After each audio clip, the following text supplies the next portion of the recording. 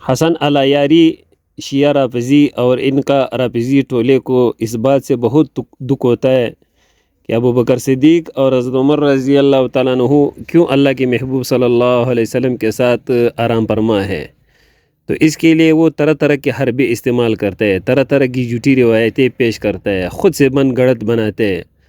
اس کے متعلق میں پہلے بھی ویڈیو اپلوڈ کر چکا ہوں کہ انہوں نے امام جعفر صادق رحمۃ اللہ علیہ پر جھوٹ بولا، آج پھر اسی کا حوالہ پیش کیا، اور ہمارے ایک طالب علم ہے تو اس نے 10 جواب ان کے دے دیے اور مناظرہ جیت لیے۔ طالب علم نے بہت مدلل جواب دیے ہیں، تو چلیے ویڈیو کی طرف سنتے ہیں۔ جی العیاری صاحب، میرا آپ سے یہ سوال ہے کہ حضرت ابو بکر و عمر رضی اللہ تعالی عنہما شیعہ عقیدے اور نظریے کے مطابق خائن تھے، کاذب تھے، سچے نہیں تھے، دشمن اہل بیت تھے، دشمن رسول تھے، تو اہل و سنت اور اہل و تشیع دونوں کی معتبر کتابیں کہتی ہیں رسول اللہ صلی اللہ علیہ وسلم جہاں پر مدفون ہیں وہ جگہ جنت ہے، تو اللہ تعالیٰ نے حضرت ابو بکر و عمر رضی اللہ تعالی عنہما کو وہاں پر دفن ہونے کیوں دیا جبکہ وہ دشمن رسول اور دشمن اہل بیت تھے؟ آپ کا جواب میں نے تسلی سے سننا ہے، لیکن آپ نے بھی میری بات کو سننا ہے۔ آپ کی عادت ہے آپ بات ٹوک دیتے ہیں، آپ کو جو سوال بھاری لگتا ہے، جس کا جواب آپ سے نہیں بن پاتا، تو آپ کال کاٹ دیتے ہیں۔ ایسا کرنے میں آپ کو نہیں دوں گا۔ جی تو عرض یہ ہے میرے بھائی، میرے عزیز، اس کے جواب میں کہ دیکھیں رسول اللہ صلی اللہ علیہ وسلم جہاں پہ مدفون ہیں ان کا ذاتی مکان ہے، وہ مسجد میں مدفون نہیں ہے، مسجد اور ہے، پیغمبر صلی اللہ علیہ وسلم کا جو بیت شریف ہے وہ اور ہے۔ مسجد بھی پیغمبر صلی اللہ علیہ وسلم نے خریدا تھا، جب وہ مدینہ تشریف لائے تھے نا، انہوں نے پیسے دے کر وہ زمین مدینہ والوں سے انہوں نے خریدی ہے، مسجد بنایا، ساتھ ان کے گھر پہ حجرات پہ۔ جی تو رسول اللہ صلی اللہ علیہ وسلم اپنے حجرے میں مدفون ہے، ٹھیک ہے نا، جہاں ان کی اپنی ملکیت ہے، اور یہ کوئی مسلمانوں کا قبرستان نہیں ہے یہاں پہ جو بھی آ کے اپنی میت دفن کرے اس کو اجازت ہے۔ تو یہ رسول اللہ صلی اللہ علیہ وسلم کی ذاتی ملکیت ہے۔ اب رسول اللہ صلی اللہ علیہ وسلم اور کوئی شخص نہیں کہتا دنیا میں، کسی کا عقیدہ نہیں ہے یہ قبرستان تھا جہاں پہ پیغمبر مدفون ہے، یا یہ مسجد تھا، مسجد بھی نہیں، یہ ان کا حجرہ ہے، ٹھیک ہے، جہاں پہ وہ مدفون ہے، یعنی ان کا ذاتی پرسنل، جیسا آپ کا ذاتی گھر ہے نا، آپ کا پرسنل پراپرٹی، یہ پیغمبر صلی اللہ علیہ وسلم پراپرٹی گھر ہے۔ اب یہ دنیا سے گئے ہیں تو ان کا پراپرٹی جو ہے پیغمبر صلی اللہ علیہ وسلم کی جو پراپرٹی ہے، شیعہ مذہب میں قرآن کی روح سے یہ ہے کہ وہ یہ ان کے ورثہ کو مل جاتا ہے۔ اور ان کا وارث کون ہے؟ ان کا وارث جو ہے ان کی بیٹی ہے، حضرت فاطمہ الزہرا سلام اللہ علیہا۔ ازواج کو بھی 8 حصے میں سے 1 حصہ ملتا ہے، یعنی اگر ایک آدمی مر جاتا ہے نا، اس کے 1 بیوی ہے، باقی حصہ اولاد کو جائے گا، اس میں سے 1/8 اگر 1 لاکھ روپیہ نا، 1 لاکھ روپے میں سے 12,500 بیوی کو ملے گی، باقی 85,000 جو ہے 7/8 حصہ اولاد کو ملے گا۔ اگر 2 بیویاں ہیں تو جو 1/8 ہیں وہ 2 تقسیم ہوں گے، اس کو 2 بیویوں میں تقسیم کریں۔ 3 بیویاں تو وہی 1/8 سے زیادہ نہیں ملے گا، اسی 1/8 کو 3 میں تقسیم کریں۔ 4 ہیں تو 4 میں تقسیم کریں گے۔ تو نبی صلی اللہ علیہ وسلم کے تو 9 بیویاں، تو 1/8 جو ہے وہ 9 میں تقسیم ہو جائیں گے، یعنی ہر زوجہ کو کتنا بہت ہی کم ملے گا، 1%، 1.5%، اس سے بھی کم، 1.5% سے کم تر ملے گا ہر زوجہ کو۔ باقی سب کا سب کس کو جائے گا؟ بی بی سلام اللہ علیہ، حضرت زہرا سلام اللہ علیہ۔ تو بیت شیعہ مذہب کے روح سے بیت کس کی ملکیت ہے؟ قرآن کی روح سے اور شیعہ مذہب کی روح سے بیت ملکیت بن جاتی ہے حضرت زہرا سلام اللہ علیہ۔ جی تو اب میں شیعہ مذہب کے مطابق اول بات کروں گا، پھر مخالفین کے مذہب کے مطابق۔ شیعہ مذہب کے روح سے یہ جو گھر ہے بی بی سلام اللہ علیہ کا گھر ہے، ٹھیک ہے، اگر کوئی شخص یہاں پہ آنا چاہتا ہے، داخل ہونا چاہتا ہے، فضلاً یہ کہ وہاں پہ اپنا میت دفن کرنا چاہتا ہے، تو اس کو یہاں سے یہاں کے جو مالکن ہے یا اس کے مالکن کے ورثے ہیں اس سے اجازت لینے کی ضرورت ہے۔ ابھی آپ کا گھر ہے نا، میں تو بغیر اجازت کے نہیں داخل ہو سکتا، آپ کا گھر ہے، آپ مجھے اجازت دیں گے تو میں آؤں گا۔ اب میں آپ کے گھر میں رہائش کروں یا مردے کو دفن کروں، وہ تو آپ اجازت دیں گے تو کروں گا نا، اجازت کے بغیر تو نہیں ہوئی، تو چوری ہے آپ کی اجازت کے بغیر۔ تو یہاں پہ جو دفن کرے گا اس کے لیے ضروری ہے کہ اجازت لے لے۔ کسی تاریخ میں نہیں ہے کہ ان لوگوں نے یا حضرت زہرا سلام اللہ علیہ سے اجازت لی ہو، یا ان کے بعد ان کی میراث جو ہے ان کے بیٹے کو ملے گا، ان کے شوہر کو ملے گا، ان کے ورثہ سے انہوں نے کوئی اجازت لی ہو، انہوں نے کبھی اجازت ہی نہیں لی۔ اچھا، اگر ہم کہیں کہ یہ ان کی میراث نہیں ہے، جیسے ابو بکر کی حدیث لا نورث ما ترکنا صدقہ، ما ترکنا کیا ہوتا ہے؟ صدقہ ہوتا ہے۔ صدقہ یعنی کیا؟ غریب غربا کا حق، فقیر فقراء کا حق، بیت المال کا حق۔ تو اس میں سب مسلمان شریک ہیں، یہ پھر بھی یہ کس کا ہے؟ سب مسلمانوں کی ملکیت ہے۔ تو اس میں تو ابو بکر عمر نے کب مسلمانوں سے اجازت لی؟ اس میں سب لوگ شریک ہیں، مدینے کے لوگ، مکے کے لوگ، جتنے مسلمان، بیت المال، کہ بھائی یہاں پر ہم میت کو دفن کرنا چاہتے ہیں، اجازت ہمیں دے دو نا۔ وہ اجازت دے دو، اجازت دے دو۔ وہ کوئی نہیں ہے بھائی، کوئی اجازت نہیں ہے کہ انہوں نے کسی سے اجازت لی ہو کہ وہاں پہ ہمیں میت کرنا۔ اگر یہ کہتے ہیں کہ دیکھیں، اگر تو شرعی لحاظ سے اس کو کوئی جواز نہیں بنتی۔ اگر یہ کہتے ہیں کہ یہ حجرہ عائشہ کی ملکیت تھی، نبی کی نہیں تھی، عائشہ کی، وہ ہمیں دکھا دے میری تاریخ کہ کب عائشہ نے یہ گھر خریدا، یا کب پیغمبر صلی اللہ علیہ وسلم نے کہا کہ یہ حجرہ میری نہیں ہے، میں نے اپنی بیوی کو بخش دیا۔ کہ ازواج اپنے حجرات کے کبھی مالک نہیں تھی۔ ازواج جو نبی صلی اللہ علیہ وسلم کے ازواج تھے وہ پیغمبر کے گھر میں رہتی تھی۔ سمجھ میں آئی نا بات اب بھائی صاحب؟ جیسے آپ کی وائف جو ہے، گھر آپ کا ہے، آپ نے ایک شادی کی، 2 شادی، بچے آپ کے گھر میں رہتے ہیں، وہ ٹھیک ہے رہتے ہیں، لیکن اس کی ملکیت نہیں ہے۔ آپ جب چاہیں اس گھر کو بھیج دیں، دوسری گھر میں منتقل ہو جائیں، ازواج کی کوئی آپ پراپرٹی آپ کی ہے۔ تو یہ جو ہے کسی تاریخ میں نہیں ہے۔ یہ افراد جو کرتا ہے نا کہ عائشہ سے اجازت دی، عائشہ کب عائشہ مالک بنی؟ نبی آپ خود کہتے ہو کہ نبی صلی اللہ علیہ وسلم کی میراث نہیں ہوتی ہے، صدقہ ہوتا ہے۔ صدقہ اگر ہوتا ہے تو سب غریب، سب پورے عالم اسلام کا حق ہے، سب غریب غربا، کن سے اجازت؟ کسی اجازت نہیں لی۔ پھر یا یہ ہو کہ دیکھیں پیغمبر صلی اللہ علیہ وسلم نے اگر کیا ہو نا، انہوں نے اگر وصیت کی ہو کہ بھائی میں دنیا سے جا رہا ہوں، میرے ساتھ فلان فلان کو دفن کرو، تم کوئی ضعیف حدیث دکھاؤ، تم آئے ہو اپنے میت کو، مردہ کو وہاں پہ پیغمبر صلی اللہ علیہ وسلم کے ساتھ ان کے ذاتی مکان میں دفن کرتے ہو بغیر اجازت کے۔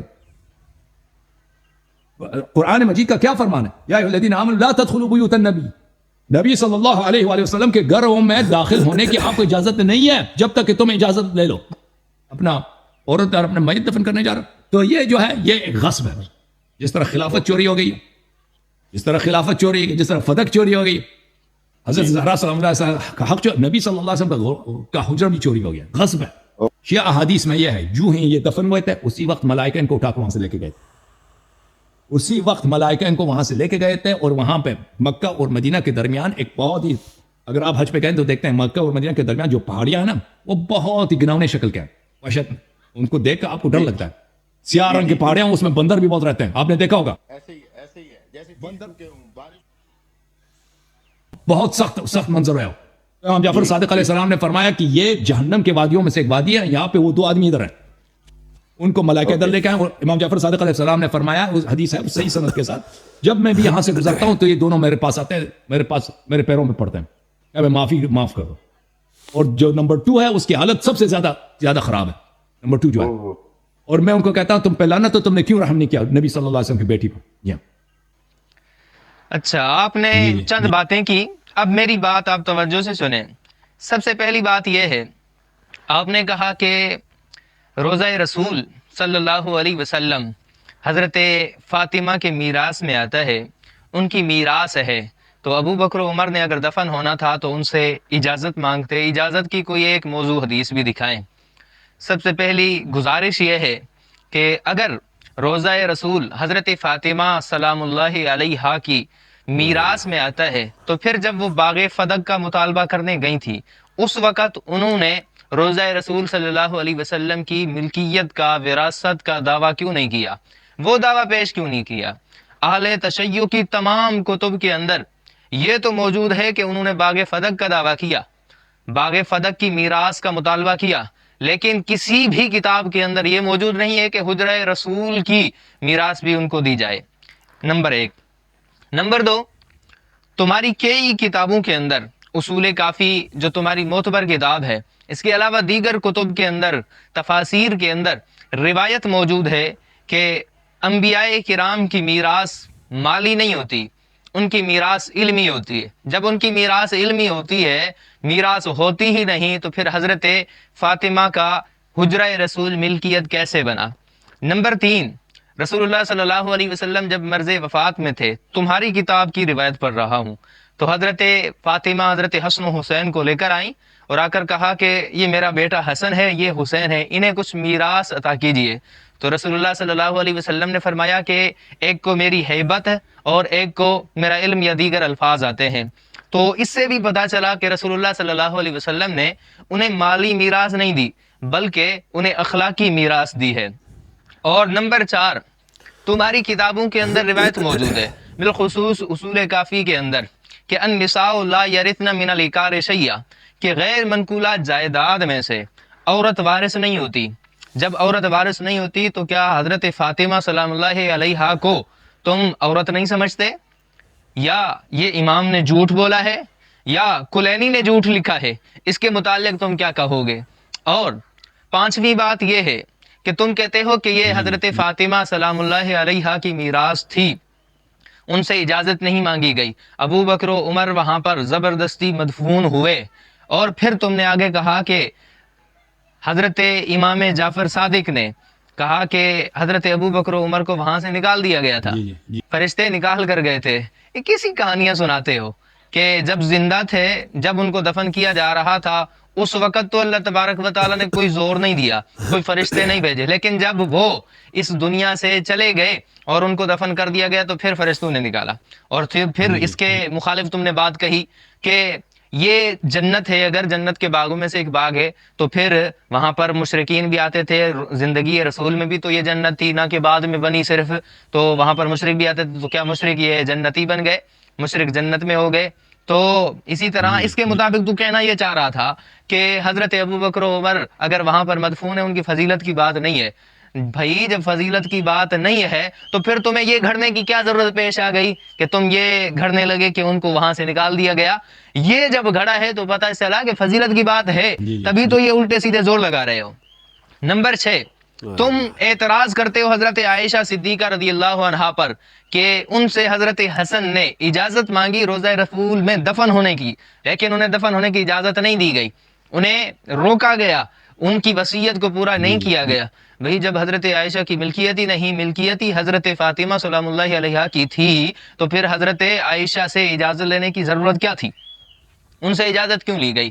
نمبر 7، اصول کافی کے اندر باب ہے کہ ان الارض کلھا للامام، کہ پوری کی پوری زمین یہ ساری امام کی ملکیت ہے۔ بھئی جب امام کی ملکیت ہے تو پھر حضرت فاطمہ کی میراث کہاں سے آ گئی؟ تو حضرت فاطمہ سے اجازت لینے کی کیا ضرورت تھی؟ نمبر 8، تم نے کہا کہ حضرت عائشہ کا یہ حجرہ ملکیت نہیں تھا کیونکہ بیوی وہاں رہتی ہے، ان کا گھر نہیں ہوتا۔ کیسی احمقانہ بات ہے، کیسی بے وقوفانہ بات ہے۔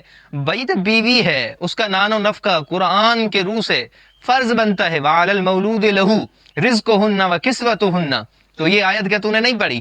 قرآن مجید کو پڑھو تو پتہ چلے نا۔ اور اس کے ساتھ ساتھ رسول اللہ صلی اللہ علیہ وسلم کی ازواج مطہرات کو یہ ہیبہ کے طور پہ رسول اللہ نے دے دیا تھا، عطا کر دیا تھا، اور انہوں نے قبضہ بھی کر لیا تھا۔ یہی وجہ ہے کہ قرآن مجید نے وَقَرْنَ فِي بُيُوتِكُنَّ کہہ کر بیوت یعنی ان حجروں کی، ان کے گھروں کی نسبت ازواج مطہرات کی طرف کی ہے۔